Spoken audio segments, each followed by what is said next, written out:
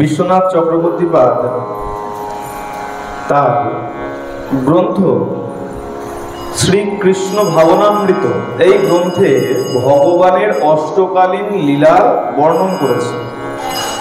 অষ্টকালীন বলতে অষ্টপ্রহর, অষ্টম প্রহরের যে আমরা লীলা শ্রবণ করি সকাল থেকে রাত্রবেলা বিশ্রাম পর্যন্ত, এই যে অষ্টকালীন লীলা, এই অষ্টকালীন লীলার মধ্যে ভগবানের অন্যতম লীলা হলো এই ঝুলন যাত্রা।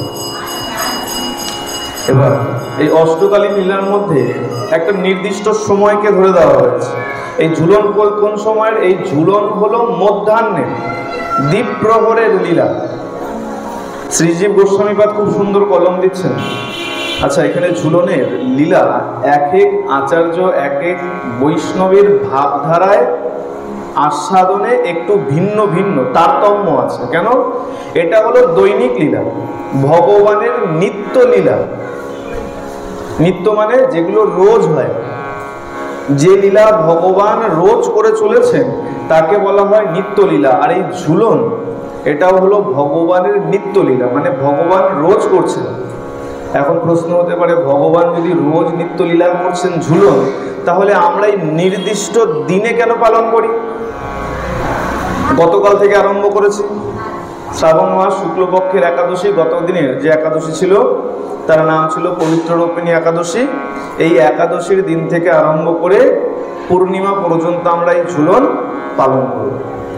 এখন প্রশ্ন, এই নির্দিষ্ট দিন কেন? তাহলে ভগবান যদি নিত্য নিত্য লীলা করেন তাহলে আমরাও নিত্য নিত্য কেন করি না? বলে শোনো, ভগবানের এত লীলা রয়েছে, এত ব্রত রয়েছে, আমাদের এই কলিহত জীবের পক্ষে রোজ পালন করা সম্ভব। ভগবান রোজ হোলি খেলছেন, রোজ ঝুলন করছেন, বলে কোথায় পেলে রোজ হোলি খেলছে? এগুলো নিত্য লীলা। শ্রীজীব গোস্বামীপাদ, প্রথমে শ্রীজীব গোস্বামীপাদ তিনি যে আস্বাদন করেছে তার আস্বাদনের কিছু আমরা একটু শ্রবণ করে নিই, তারপরে বিশ্বনাথ চক্রবর্তীপাদ খুব সুন্দর সুন্দর আস্বাদন করেছেন, সেগুলো বর্ণন করব। শ্রীজীব গোস্বামীপাদ বলছেন যে আজকে গোবিন্দের হোলি খেলতে খুব ইচ্ছা করছে। কখন? হোলি খেলেন সকালবেলা। গোবিন্দের এখন ইচ্ছা করছে হোলি খেলবেন। গোবিন্দ এখন সব সখীদের সঙ্গে করে হোলি খেলায় মত্ত হয়ে গেছে। আচ্ছা, তিনি বলছেন হোলি খেলা নয়, তাহলে রং যুদ্ধ, হোলিকে যুদ্ধের সঙ্গে তুলনা করেছেন শ্রীজীব গোস্বামীপাদ। তিনি বলছেন হোলি যুদ্ধ।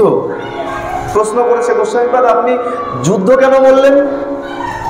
এটা তো খেলা। বলছে না, শোনো, যুদ্ধ কেন বললাম? যুদ্ধ বললাম এ কারণেই, যুদ্ধে হার জিত থাকে।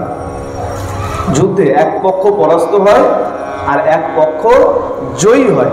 ঠিক তেমন এইখানেও এই হোলি খেলায়, হোলি যুদ্ধে এক পক্ষ পরাস্ত হয়েছে আর এক পক্ষ জয়ী হয়েছে। আচ্ছা, তাহলে কে জয়ী হলো আর কে পরাস্ত হলো একটু বিস্তারে বলুন।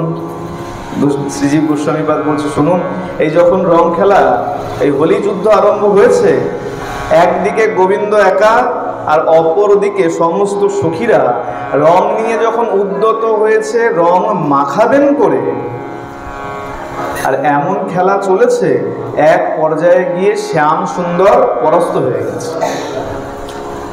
পরাস্ত হয়ে গিয়ে কি করেছে? তিনি তাড়াতাড়ি করে গিয়ে রাধারানীর আঁচলের তলায় মুখ লুকিয়েছে। দেখুন, এই যে বারবার আমরা রাধা নামের ধ্বনি দিই না, কেন দিই?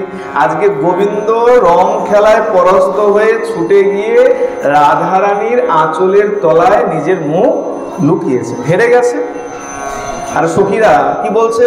সখীরা গোবিন্দকে হারুয়া নাগর বলে ডাকতে আরম্ভ করেছে। হেরে গেছে তাই হারুয়া আর নাগর, তাই গোবিন্দকে ডাকছে হারুয়া নাগর বলে সম্বোধন করতে আরম্ভ করেছে। যখন হারুয়া নাগর বলছে আর সখীরা রং নিয়ে উদ্যত হয়েছে যে শ্যাম সুন্দরকে ধরে ভালো করে রং মাখাবো, রাধারানী বলছে, এই শোন, এই দেখ, আমাদের শ্যাম সুন্দর এমনিতে পরাস্ত হয়ে গেছে আর লজ্জায় আমার আঁচলের তলায় মুখ লুকিয়েছে, এমনিতে তো কালো আর লজ্জায় আরো বেশি কালো হয়ে গেছে। সুতরাং এই শ্যাম সুন্দরকে আর তোরা কিছু বলিস না, কিছু করিস না। কিন্তু বলে দেখো, দুষ্ট দুষ্টই থাকে, দুষ্টের শিরোমণি, তার দুষ্টুমি কোনোদিন যায়। গোবিন্দ কি করেছে, যতক্ষণ এই রাধারানী সখীদের সঙ্গে বার্তালাপ করছে, বলছে যে শ্যাম সুন্দরকে আর রং মাখাস না, কিছু বলিস না, কিছু করিস না, ততক্ষণে গোবিন্দ রাধারানীর হাতে যে পিচকারি ছিল সেই পিচকারি ধরে টান দিয়ে দিয়েছে। রাধারানী বুঝতে পেরেছে শ্যাম সুন্দর পিচকারি যখনই ধরেছে, রাধারানী কি করেছে, গোবিন্দের কোমরে যে বাঁশি গজেছিল, রাধারানী সেই বাঁশি ধরে টান দিয়ে দিয়েছে। এখন দুজনের জিনিস অপর দুজনের হাতে, রাধারানীর পিচকারি গোবিন্দের হাতে, আর গোবিন্দের বাঁশি রাধারানীর হাতে। এখন একে অপরকে বলছে আমাকে দাও, গোবিন্দ বলছে বাঁশি দাও রাধে, রাধারানী বলছে আমাকে পিচকারি দাও। কেউ কাউকে দিচ্ছে না। কেন দিচ্ছে না? চিন্তা করছে আমি যদি ভালো মানুষ হয়ে পিচকারি দিয়ে দেই আর রাধারানী যদি আমাকে বাঁশি ফেরত না দেয়।